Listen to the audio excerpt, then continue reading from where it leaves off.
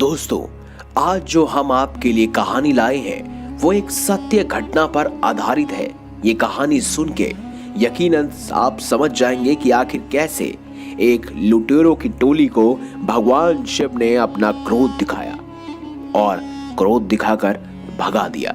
दोस्तों, ये कहानी हमें साझा की है दीपक मिश्रा जी ने। वो देहरादून उत्तराखंड के रहने वाले हैं। दीपक जी ने महादेव की एक रोचक कहानी सुनाई है। इस कहानी को सुन के हमारे भी होश उड़ गए। आशा है कि आपको भी ये कहानी अच्छी लगेगी और भगवान शिव का आशीर्वाद भी मिलेगा। दीपक जी बताते हैं कि उस मंदिर के एक पुरोहित है संजय उपाध्याय जी, जो काफी बुजुर्ग थे और बहुत ही सज्जन आदमी थे। पर उस शिव मंदिर में एक ऐसी अनहोनी होने वाली थी जो भगवान ने कभी नहीं सोची होगी। ये कहानी है 2013 की।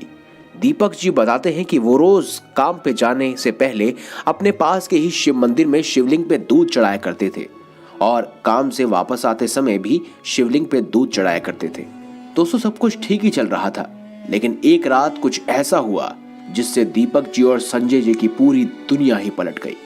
बात है 27 अक्टूबर 2013 की। रात के समय मंदिर के पुरोहित संजय बाथरूम जाने के लिए उठे। बाथरूम में थे जब उन्होंने बाहर कोई आवाज सुनी। उन्होंने जब बाहर आके देखा तो चारों ओर अंधेरा था, उनको कुछ नहीं दिखाई दे रहा था, इसीलिए वह सो गए। अगले दिन सुबह जब संजय जी सो के उठे तो उन्होंने देखा कि शिवलिंग पे अजीबोगरीब निशान बने हुए हैं। उन्होंने उसको महसूस करके देखा तो उनको ऐसा लगा मानो किसी ने कुछ भारी भरकम शिवलिंग पर मारा हो। संजय जी को लगा कि हो सकता है ये किसी शैतान बच्चे का काम हो। वो सोचने लगे कि इतनी रात को कौन बच्चा ये हरकत करेगा। इतने में दीपक जी दूध चढ़ाने आए। दीपक जी ने भी जब दूध चढ़ाया तो उन्होंने भी शिवलिंग पर उस निशान को देखा। तब संजय जी ने उनसे अपनी समस्या साझा की। दोनों सोच में पड़ गए कि आखिर ये हुआ कैसे है और क्यों हुआ है। उस दिन रात को पुरोहित संजय जी ने सोचा कि वो पूरी रात पहरेदारी करेंगे और देखेंगे कि आज रात भी शिवलिंग के पास कुछ होता है या नहीं। उस रात को करीब 2 बजे संजय जी को आवाज सुनाई दी। वो बहुत आराम से दबे पांव अपने कमरे से झांक कर देखने के लिए उठे। उन्होंने देखा कि 4 चोर काले कपड़े से अपना मुंह छुपाए हुए हैं और शिवलिंग पे हथौड़ा और फावड़े से वार कर रहे हैं। ये देख के संजय जी क्रोधित हो गए। उन्होंने उनको रोकने की कोशिश की और भागे हुए बाहर चले गए। चारों को धक्का मार के संजय जी शिवलिंग से लिपट गए और चोरों पे चिल्लाए, मूर्खों, क्या तुम्हें पता नहीं ये शिवलिंग है? तुम इसे खंडित क्यों कर रहे हो?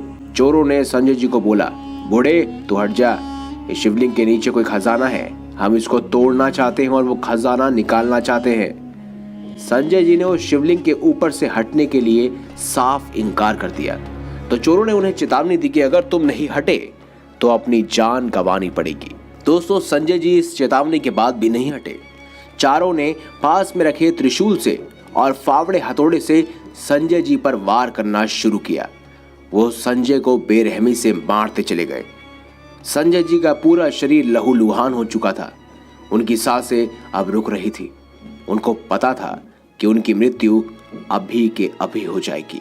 संजय जी की चीख सुन के उनके साथ रहने वाला लड़का बाहर आया तो संजय जी ने उसकी तरफ इशारा किया और चिल्लाए, दीपक। उस लड़के को समझ आ गया कि वो दीपक जी को बुला रहे हैं। वो लड़का भागता हुआ गया और दीपक जी को उठा के ले आया।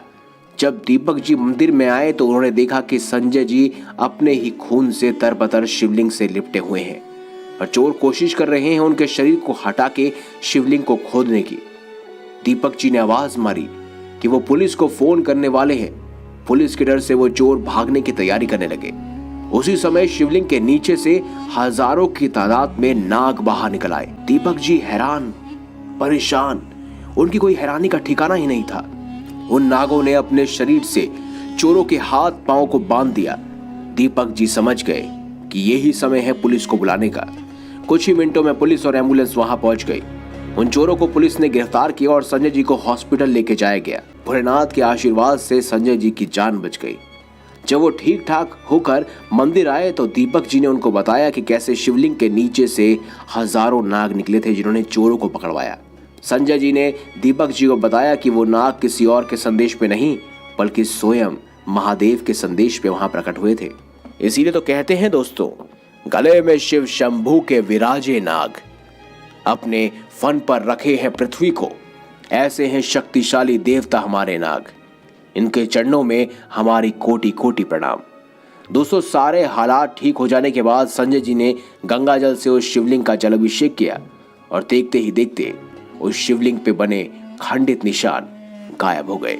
तो दोस्तों, अगर आपको हमारी ये खास जानकारी, ये वीडियो अच्छी लगी है तो इस वीडियो को लाइक करें, हमारे चैनल को सब्सक्राइब करें और ज्यादा से ज्यादा शेयर अवश्य करें।